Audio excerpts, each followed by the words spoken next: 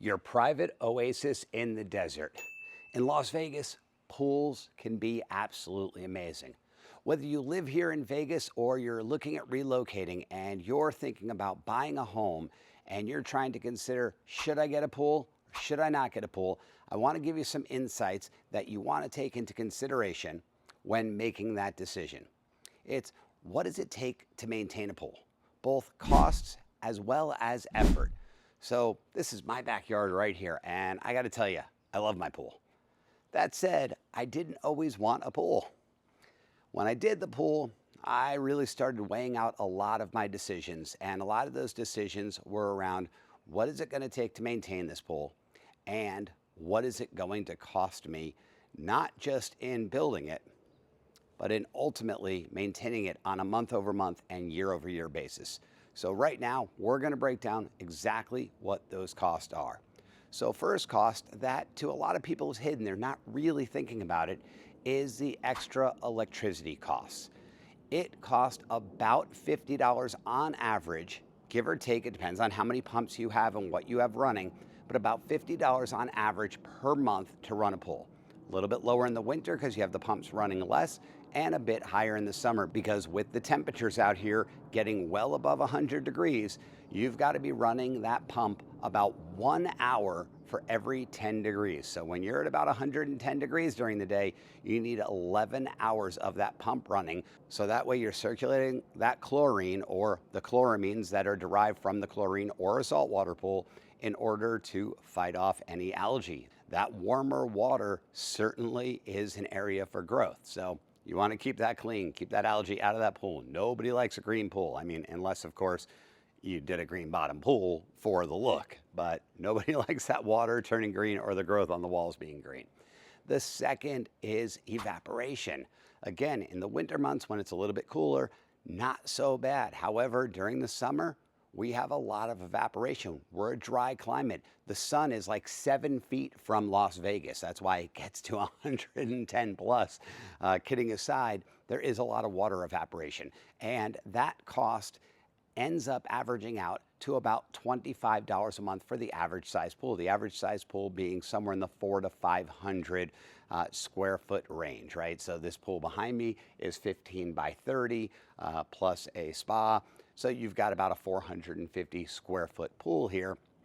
So yeah, we're going to get a bit of evaporation off of that, costing about $25 a month when it comes to the water bill. Again, lower in the winter, higher in the summer. I'm averaging it all year round.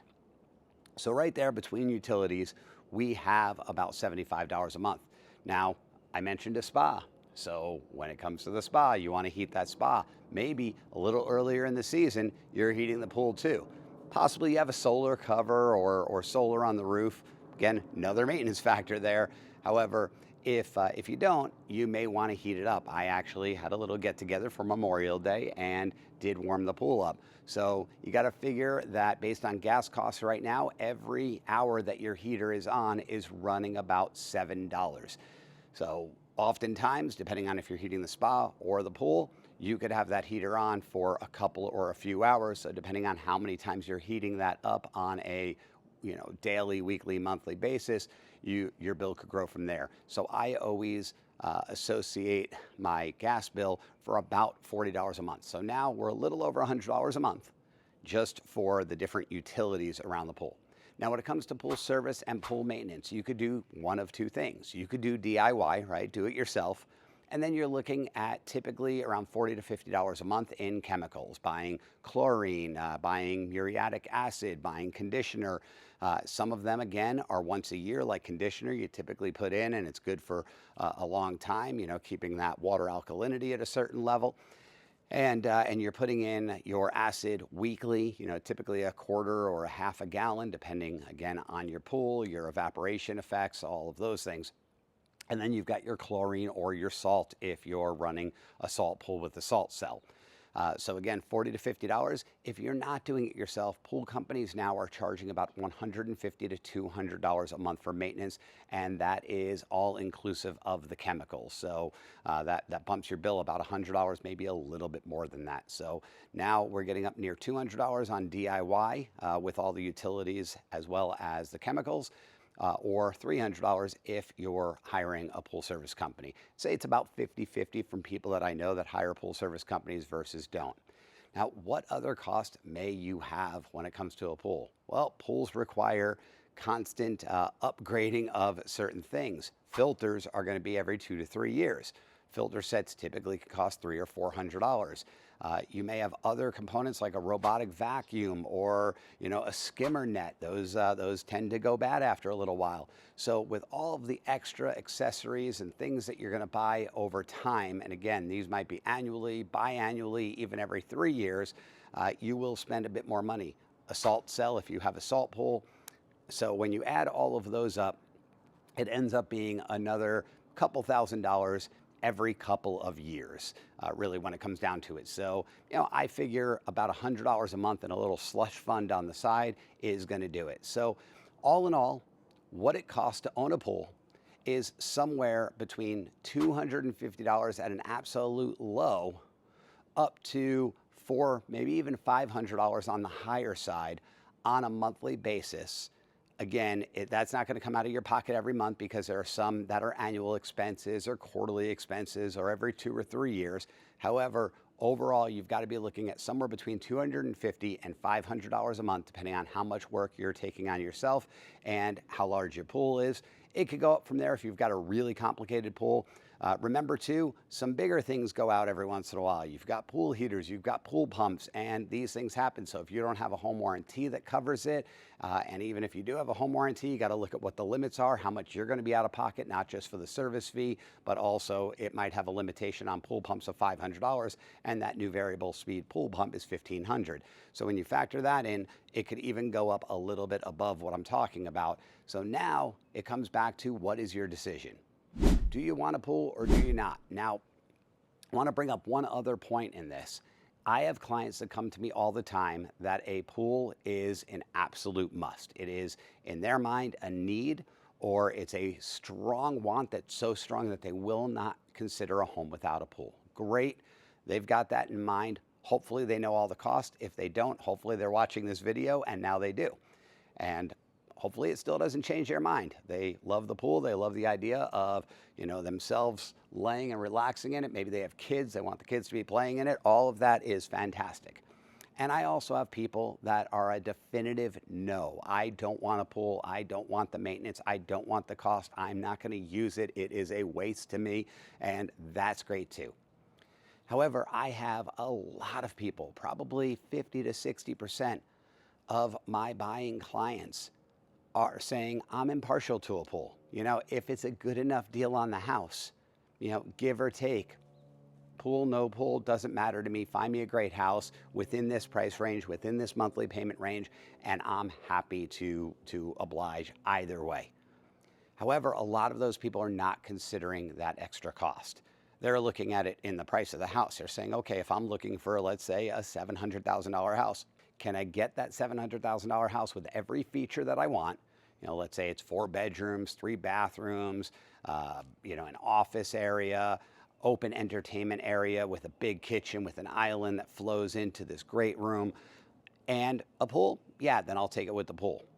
However, if the same type of house comes up and it's got all the features I like, it's got these beautiful waterfall countertops, upgraded cabinets, a nice sized yard in a community that I'd really like to live in, and it's $700,000 and that's my budget, and it doesn't have a pool, great, I'll take that too. Then when it comes down to the monthly expense, that might be something that's slightly overlooked. And that home with no pool, you have your mortgage payment, your HOA fees, your property taxes, your insurance, whatever other associated bills might go with the house.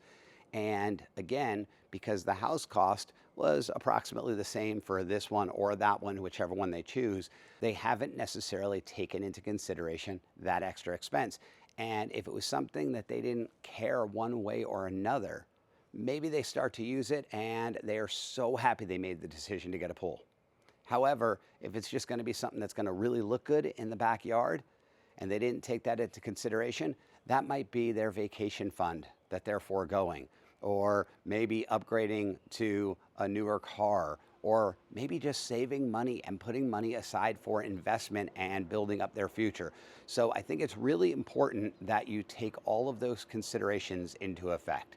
There's one last point that I want to make. If, again, you're considering buying a home and you definitively want a pool, and you're looking at some homes that don't have a pool and you're saying, well, I could build that pool, or you're looking at homes that already have a pool, there is going to be quite a difference in regards to that cost.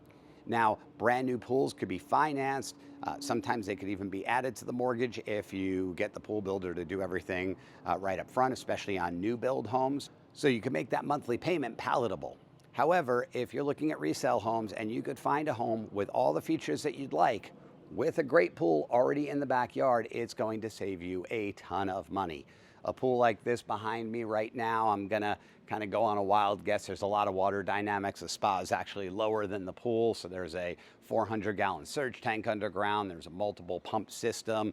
A pool like this would likely run about $120,000 if I were to build it new today. And if I were to sell this home today, the appraised value of this pool that would increase the value of the home is likely somewhere in the area of $25,000. Maybe with a liberal appraisal, it would go to 35 or 40, but that would be about the maximum. So you could see that you could get the pool with the house for about a quarter to a third of the cost of what it would take to actually build the pool. So again, if you're out there looking for homes and a pool is a must, you could absolutely build it. You could make it palatable with a payment plan, or pay cash for it, maybe even negotiate a better deal for yourself, or find a home with a beautiful pool that's already there, as long as everything else checks the boxes for you, and you could save a lot of money. Well, there's the pool talk for the day. I should probably go get changed and dive in, because it looks pretty beautiful and it's a gorgeous day. You get back to whatever you're doing and have a great day, and we'll see you soon.